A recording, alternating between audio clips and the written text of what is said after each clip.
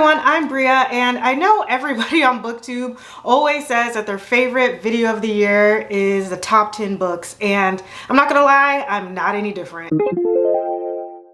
Overall, I would say that my reading year was pretty good. It didn't go exactly as I planned. I had planned to read about 52 or 53 books. I ended up reading 48, which honestly, I'm not that mad about. And I feel like we all should just be proud that we read any books this year. But with that being said, because I only read 48 books, I really tried to narrow down to my actual top 10. I know some people, they'll throw in honorable mentions, but I really wanted this list to be indicative of like the books that I enjoyed the most. And when I tell you that I struggled, I literally decided about 10 minutes before filming this video what book was gonna go in the number 10 spot, but I did it. And so what made it in the number 10 spot is Carrie Soto is Back by Taylor Jenkins Reid. So this book follows a woman named Carrie Soto who is one of the best tennis players to ever play the game. And so she's sitting in the crowd one day watching her title almost be broken, and so she decides to come out of retirement. We learn about how she grew up with her dad as her coach. We learn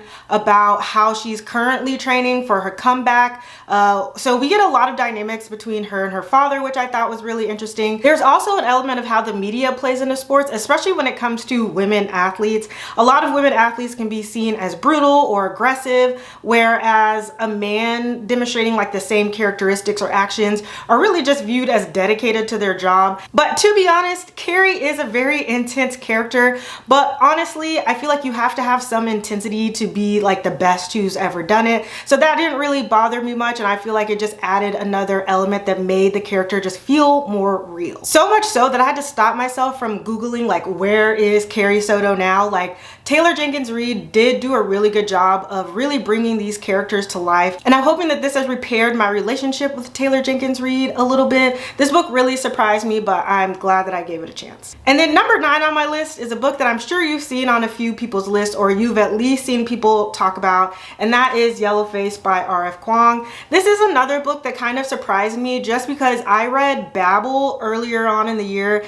and it was just very middle of the road for me, and so I was a little nervous going into Yellowface, but again, I'm really glad that I did. And so in this book we have June and Athena. Athena is like a literary darling who generally writes about Asian experiences, and then we have June, her so-called like best friend, and June is also an author, but she hasn't had as much luck as Athena, and she kind of feels this animosity towards the publishing space.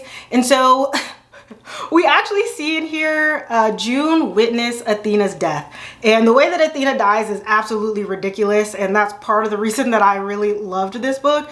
But in the aftermath of Athena's death, June ends up stealing one of Athena's unpublished manuscripts. She tries to make it her own, and then she publishes it under Juniper's Song to try to make herself seem more racially ambiguous, because the story is about Chinese immigrants.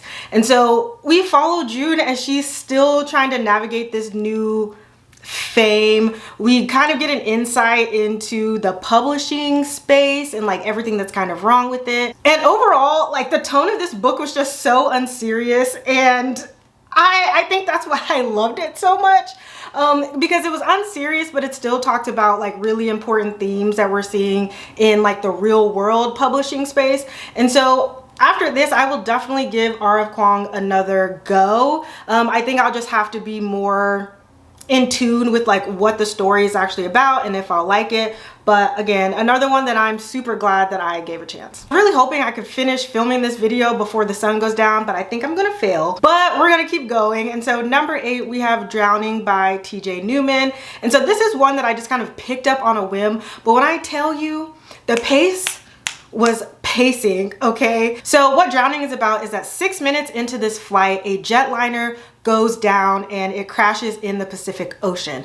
And so some of the passengers are able to get out, but in the last couple minutes, they have to shut the doors and some passengers are trapped inside the plane as the plane starts to sink to the bottom of the ocean. So we get the perspectives of the passengers that are inside the plane at the bottom of the ocean, and we also get the perspective of the emergency crew that's trying to save them. And when I tell you I was on the edge of my seat the entire time, I listened to this on audio, and usually when I'm listening to something on audio, I'm doing something else, but I literally was laying in bed just like staring at the ceiling because I just wanted to focus on what was going on, and I was just like so nervous for the characters. And I feel like in this situation I was thinking like, what if this happened to me? And I think TJ Newman does a really good job of almost putting you in the shoes of the passengers, because she really writes human emotion and human connection really, really well. There's also this layer and topic of grief that I was not expecting, but again was really well done. And at the end, I ended up crying, and I was like, a thriller that's making me cry is actually insane. And so while I did my wrap up on this and I was like, oh, this is a book that's not going to win any literary awards, but like this was literally one of the best books that I read this year, and it's something that I will remember. I will just say I don't know if I'd recommend it to anybody who already has a fear of flying, because it does get a little scary. The author was previously a flight attendant, so she does make it feel really real in there. But yeah, I really enjoyed this one. And then in the number 7 spot, we have All the Sinners Bleed by S.A. Cosby. We have Titus, who is a black sheriff in this small town in Virginia, I believe. And his job gets a little bit harder when a student ends up fatally shooting a teacher. And then in turn, as all of this is going down, his deputies also end up shooting the student. And so as he's investigating this, he realizes that the teacher has some dirty secrets going on. He also unravels that there's probably a serial killer in the town. And this book really does talk about some dark things, and it goes into a lot of detail about those dark things. So if you have any trigger warnings, please make sure to look those up before you read this book. This book also touches on Black people's relationship with the police, particularly if the policemen are Black. I feel like that's just a very nuanced conversation that I don't read about a lot, and I think it was covered really well in here. There was also a religious element that was brought into this book that I think really added to the story. And while I added trigger warnings about some of the dark stuff, also be wary that this book is pretty graphic and gory, which I typically don't like, but again, I really do feel like it fit in the context of this story. If you haven't read this yet, this is definitely one that I would highly recommend from this list. And then up next at number 6 is The Will of the Many by James Islington. And so I'm not gonna lie, I was very apprehensive about picking this book up, which seems to be the pattern with a lot of these books. But the reason I was apprehensive about this is because it is so thick. And if you know anything about me, I get intimidated by thick books. So in this world, they have a hierarchy that's kind of like a backwards pyramid, where the higher you are in the pyramid, the more people that siphon their will into you. And so the will is kind of like the magic system in this book. And with will, people just have a lot of strength. They'll have, you know, the ability to not feel as much pain. Will also is necessary for some of the things that they use in society, like transportation. So will is kind of used for a lot in this society. But this is our main character, and we're introduced to him as an orphan, and he ends up getting adopted by someone who is kind of high up in this hierarchy. And he ends up going to this school that is meant for children of people high up in this society. And so Vis's new father has a reason for sending him to that school. But we also learn that Vis has his own plans and his own reason for being there. And as you're reading the book, you're not really sure who Vis actually is, because it definitely alludes to that he kind of had a past life before he was adopted by this man. And so as you're reading the book, you're slowly getting the pieces to kind of figure out what his motive is for going along with this plan. I was actually surprised by how quickly I was able to get through this book despite how big it is, because it also isn't really that action-packed. But I found the characters and the relationship dynamics actually really interesting. And this is a hero's journey arc. And typically when I read a hero's journey, I tend to not like the main character. I feel like they usually rely on outside sources or outside characters to really move the plot along. But I feel like in this book, this really came with a plan. This man came to the school with a plan. He was the one that was also making plans on the fly, and he was kind of just orchestrating things behind the scenes. And I feel like he was the sole purpose why the story was so interesting. And I just really appreciated that. But I will also say that I did enjoy the side characters and what they brought to the story. And the ending of this book, James really turned it up. I was like, oh, there's like not that much action happening, or, you know, it's not exactly what I thought it was gonna be. And then James was like, watch this.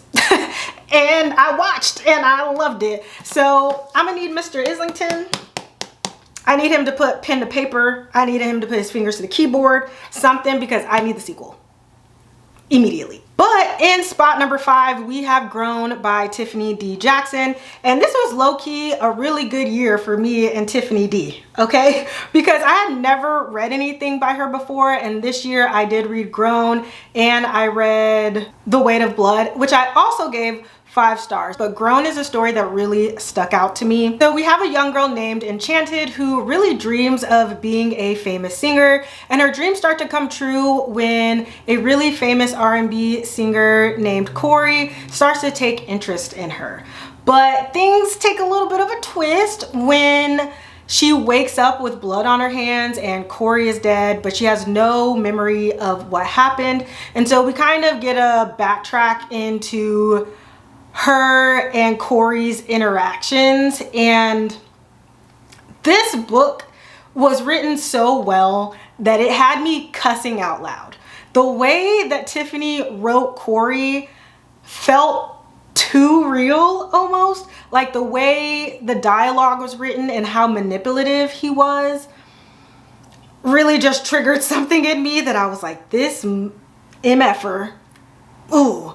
And the story claims that it's not based on any one person in particular, like in reality, but there are definitely some parallels there. With that said, I would say look up the trigger warnings before you go into this book, especially if you are triggered by any type of abuse or assault. Definitely look up the trigger warnings. And while there are some dark themes in this book, it really does reflect reality. It reflects the music industry. It reflects Black women in the media. It just reflects the media in general. So I thought this was really, really well done. I can see why people love Tiffany D. Jackson, and I will definitely continue to be picking up her works. And then at number 4, we have Confessions by Kanae Manatu. And this was one of the first books I read in 2023, and I read it as part of my vlog where I read booktubers' favorites of the year. And you guys really hit the nail on the head with this one. And so this one's hard to talk about because you really want people to go into it without knowing too much. But what I will say is that this is about a woman who tries to get revenge on her students after there is an incident with her daughter. And when I say it is hit after hit after hit on this one, the plot twists start from the beginning to the end. We get multiple perspectives of different characters in the book, and every single one was done absolutely perfectly. This is one of those books that just kind of had me speechless at the end, but also like, yo. And I know this is like not a very coherent review, but just know that it slapped. And in the number 3 spot, we have my literal first read of 2023. And that is Kiss Her Once for Me by Allison Cochran. And a romance in my top 10 is actually kind of crazy because I don't read romance that often. And usually when I do, I'm like, okay, that was cute. And that's it. But this one, it really had a lasting impression on me. So in the story, we follow a girl named Ellie who ends up having a meet cute with this woman at a bookstore, and they essentially fall in love in a day, but then they never see each other again. But then she ends up striking up this fake dating scenario with this guy, and she ends up meeting his family, and guess who's there? I don't have to tell you. You're smart enough. I know you can understand where this is going. The banter between the 2 love interests in here, spot on. The banter between the friends in here, spot on. I feel like in romance, a lot of the times we don't get a good perspective of the friends kind of on the outskirts of the relationship. And I feel like that's really important in making a romance feel real to me, because let's be real, if you're in a romantic relationship with someone, your friends are kind of involved. They're gonna know about what's going on. And I feel like seeing that friendship in this book really was part of the reason why I loved it so much. And the friendships, like, they weren't giving stupid advice either. They were giving solid advice, which I really enjoyed. There was almost an unexpected relationship in here that I also loved. So it was like almost a 2-for-1 romance, which, like, I don't know about you, but I love a good value, and that's what I got out of this. And so overall, between the friendships and the romance and just how the story was told, I just really fell in love with this book. And the fact that this was the first book that I read and it's in the #3 spot, that tells you everything you need to know. We are almost at the end of the list. So at #2, we have The Other Side of Night by Adam Hamdy. And so when I originally read this book, I think I gave it like a 4.5 or like a 4.75. But the longer that I sat with it, the more it just solidified as a 5-star in my mind. And I literally had the thought, this is almost my perfect book. And so with that, like, I obviously had to give it a 5. And again, the longer I sat with it, I'm like, this is up there for me. And so this is another book that's kind of hard to give a synopsis without giving it away. One, because it's not very long, but two, just the nature of the book and how it ended.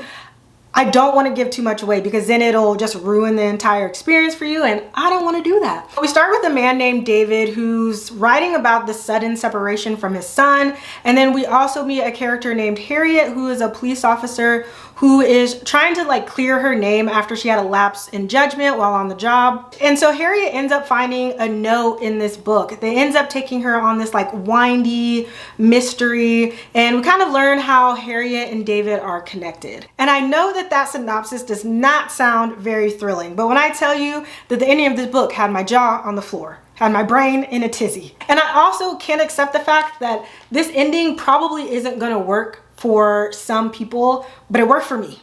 It absolutely worked for me. I will say that another reason that this is so high up on the list is that I rarely reread books. But the second that I finished this book, I wanted to reread it, like immediately after. All right, so we are at my #1 book of the year. And let me just preface with, I know I was just talking all that mess about you should be so surprised that a romance made it into my top 10, but surprise, my #1 book of the year, my favorite book that I read in 2023 is a romance. Honey and Spice by Balu Babalola. And so before I talk about how much I love it, let me give you a synopsis. So we follow Kiki, our main character, and she is a podcast host at her college in England. And the podcast really just talks about how women should deal with fuckboys. But things get a little interesting, they get a little juicy when essentially she starts to connect with the resident fuckboy on campus. They end up needing each other for these projects they're working on, and so they end up sparking this fake dating situation. But from the beginning, you're just like, the chemistry is there. What are y'all doing? And listen, the characters, it is very rare that I like the main character and her love interest equally. And that's what happened here. So Kiki, I feel like her sense of humor and my sense of humor are like right here. Like, I was actually laughing out loud. I feel like she's also just really relatable when it comes to her perspective on dating, especially dating nowadays. Like, if you are a single woman, especially a single Black woman, she gets it. Kiki gets it. And then we have Malachi, which is her love interest. And so I'm usually not someone who says, oh, I have a book crush, right? Because I'm already delusional enough in real life. I don't need to have a crush on a fake character. Okay, that would just push me over the edge. But Malachi, if I had to pick anybody out of a book to bring to real life and date, it would be him. And because I loved both of these characters so much, because I feel like I got to actually know both of them, when it came to the third act conflict, I usually get really upset with romances because I'm like, that's dumb. But in this, I actually understood where both characters were coming from. And so it made it feel like more of a relationship to me. The fact that there was other outside entities playing into the relationship, again, just felt very, very real between me laughing, between me kicking my feet up, just swooning between these two. My number one book, the easiest decision I made when it came to ranking these, by far. All right, so that wraps up my top 10 books of the year. I hope you also had at least a decent reading year, and let me know down below in the comments what your favorite book of 2023 was. And if you made it to the end of this video, you are my absolute favorite, and I'll see you in the next one. Bye.